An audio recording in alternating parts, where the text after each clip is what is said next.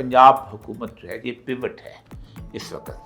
क्योंकि पूरे के पूरी जो मरकज़ी हुकूमत है उस मरकज़ी हुकूमत के अंदर अगर कहीं कोई जगह पर कहीं कोई चीज़ नज़र आती है कि अगर आप वहाँ घूम रहे हैं, फिर रहे हैं, चल रहे हैं, फिर रहे हैं, तो पंजाब हुकूमत है। KPK के अंदर आपको गुज़श्ता तकरीबन 25 साल से जिस तरह के हालात का सामना है वो हालात ना सुधर रहे हैं ना आप सुधारना चाहते हैं। 21 साल तो मैंने नौकरी में उस ज़माने के गुजारे हैं, तो मैं समझता हूँ कि नहीं, सुधारना चाहते भी नहीं, इसलिए कि अगर वहाँ पर आग सुलगती रहेगी, हालात ख़राब रहेंगे, तो हम दुनिया के नज़रों के अंदर भी आएंगे और दुनिया भी समझेगी कि हम बहुत बड़ी जंग लड़ रहे हैं, वॉर एंड टेरर के अंदर हम बहुत बड़े हलीफ हैं, हम नॉन नेटो